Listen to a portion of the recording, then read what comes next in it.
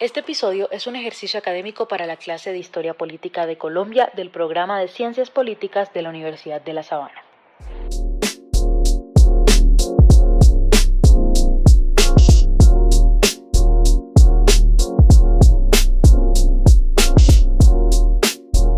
Bienvenidos, soy Nina Lozano. Tomás Montenegro. Yo soy Salma Freile y hoy vamos a hablar de algo que define cómo Colombia elige sus presidentes, los partidos políticos. Y es que fíjense que me parece importantísimo hablar de este tema porque es especialmente relevante en este momento, porque estamos, piénsenlo, en pleno año electoral. Las elecciones presidenciales de 2026 están aquí a la vuelta de la esquina y lo que vamos a analizar hoy no es historia muerta, digamos.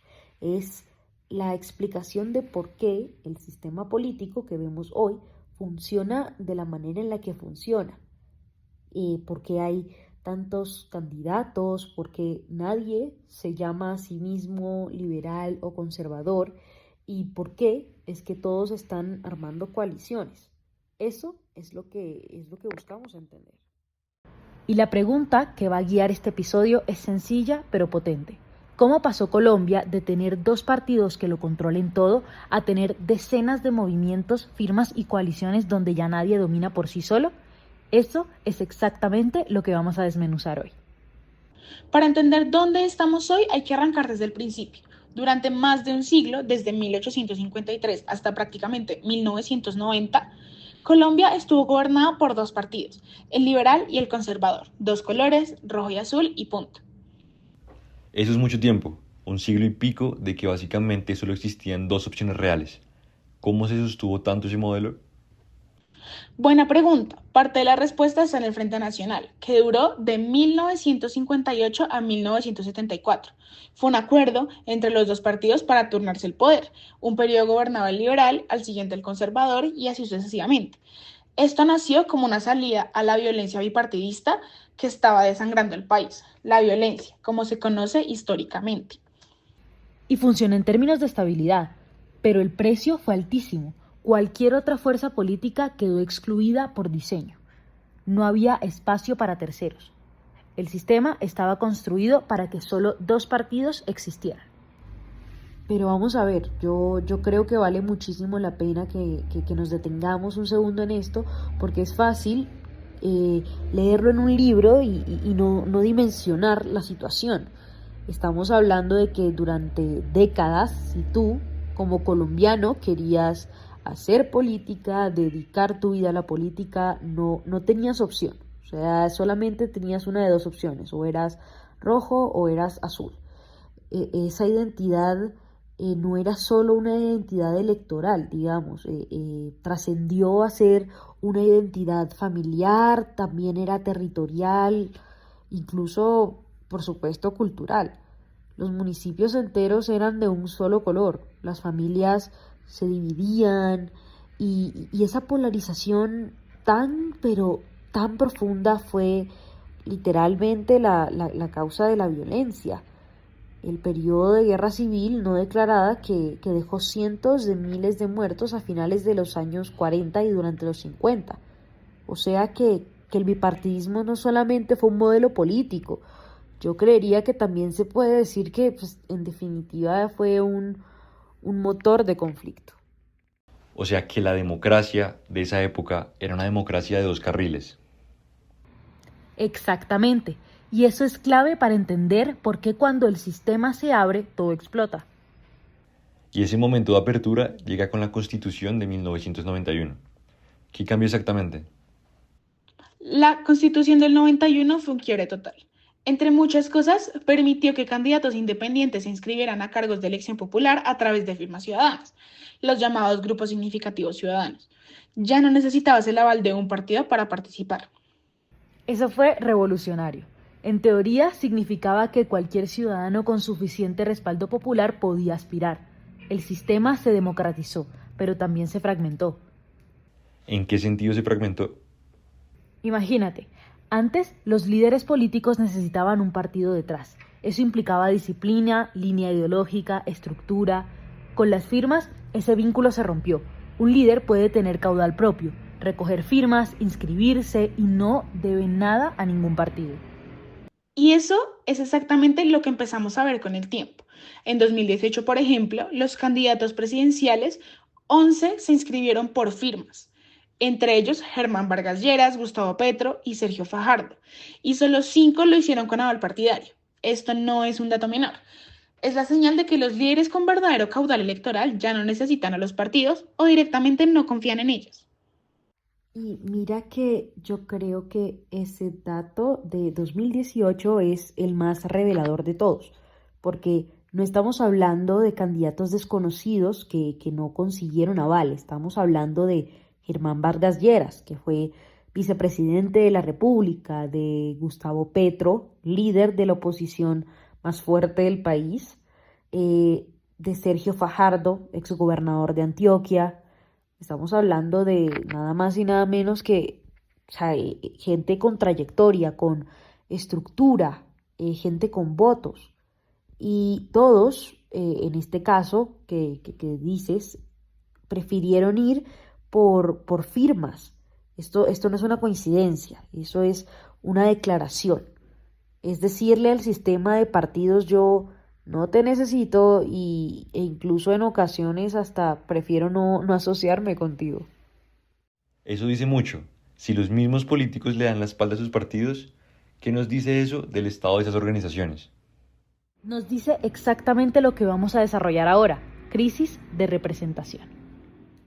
Antes de llegar a la era de las coaliciones, hay que pensar por un momento bisagra. La reforma política de 2003. Esta reforma intentó poner orden en el caos que empezaba a generarse. ¿Qué tipo de caos? Para las elecciones del Congreso, por ejemplo, habían proliferado listas de partidos por todas partes. Era un desorden total.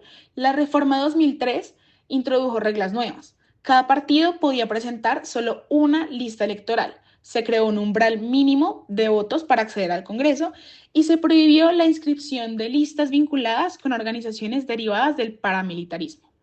Y de ese proceso de reorganización surgieron partidos que hoy son parte del paisaje político colombiano: el partido de la U, Cambio Radical y el Polo Democrático Alternativo. Ninguno de los tres es liberal ni conservador. O sea que la reforma que buscaba ordenar el sistema en realidad aceleró la fragmentación. Así es, porque al poner las reglas más estrictas, muchos grupos que no podían cumplirlas se reorganizaron bajo nuevas siglas. El resultado fueron más partidos, no menos. Y el dominio histórico del bipartidismo liberal-conservador quedó definitivamente roto. Es un fenómeno que los politólogos llaman fragmentación del sistema de partidos. Ya no hay uno o dos actores dominantes. Hay muchos actores medianos que compiten y ninguno con la fuerza suficiente para ganar solo. Y eso nos lleva directo a la lógica de las coaliciones. Desde 2018 en adelante, el panorama electoral colombiano se caracteriza por algo que no existía antes: las megacoaliciones. Nadie llega a la presidencia solo. Nadie. ¿Cómo funciona eso exactamente? ¿Qué es una megacoalición en este contexto? Básicamente es una alianza de partidos, movimientos y figuras independientes que se unen bajo un mismo candidato presidencial. La lógica es simple: si ningún partido tiene los votos suficientes para ganar por sí solo, entonces hay que sumarlos. En 2022 lo vimos clarísimo. El pacto histórico fue una coalición que llevó a Petro a la presidencia. Reunió desde el movimiento Colombia Humana hasta sectores de la izquierda y el progresismo que antes iban separados. Por otro lado, el Equipo por Colombia agrupó sectores de centro-derecha y la coalición Centro Esperanza intentó capturar el voto del centro con figuras como Fajardo. Y ninguna de esas coaliciones se llama liberal o conservadora. Exacto. Esos dos nombres históricos hoy aparecen integrados dentro de coaliciones más grandes, pero ya no son los protagonistas. Son piezas dentro de un tablero mucho más complejo. Y de cara al 2026, la tendencia continúa. Los candidatos siguen prefiriendo las firmas como mecanismo de inscripción y las negociaciones de coalición empiezan incluso antes de que arranquen las campañas formales. El sistema se ha vuelto un juego de alianzas donde la marca del partido importa cada vez menos. Entonces, ¿qué nos dice todo esto? ¿Qué conclusión sacamos de más de un siglo de historia de los partidos en Colombia? Que Colombia pasó por un sistema cerrado y estable donde dos partidos se repartían el poder por diseño, a uno fragmentado y volátil. Y esa transición no fue gradual, fue una ruptura. Y detrás de esa ruptura hay un fenómeno que no podemos ignorar, la crisis de representación. Los ciudadanos colombianos han perdido la confianza en los partidos como instituciones y los propios líderes políticos lo reflejan, cuando prefieren inscribirse por firmas antes que pedir un aval partidario. Cuando el político desconfía de su propio partido, es una señal de que algo estructural está fallando. El reto para Colombia en 2026, y más allá de preguntarse si el modelo de coaliciones efímeras y candidatos sin partido es sostenible, las coaliciones ganan elecciones, pero ¿gobiernan bien o generan más inestabilidad una vez que el candidato llega al poder? Y mirando hacia 2026, lo que vemos confirma exactamente esta tendencia de la que venimos hablando. Los candidatos que hoy en día están en campaña siguen utilizando firmas como mecanismo de inscripción preferido. Siguen, digamos, armando coaliciones antes de que formalmente empiece la campaña o las campañas. Y los partidos tradicionales, es decir, el liberal y el conservador, siguen existiendo, sí, pero digamos que de alguna u otra forma como piezas dentro de alianzas más grandes y no necesariamente como protagonistas. Colombia ya llegó a 2026 con un sistema político donde la fragmentación es prácticamente la norma, donde ningún partido gana solo y donde la pregunta ya no es de qué partido eres, sino con quién te alías. Y eso nos lleva a una reflexión más profunda. Lo que hemos visto a lo largo de este recorrido no es solo una historia de partidos que nacen y se transforman y mueren, digamos, de reformas que intentan poner orden y terminan generando de alguna u otra forma más caos. Esta es la historia de una ciudadanía que fue cambiando su relación con la política. En 1994, un colombiano votaba por el partido de su familia, por el color que heredó.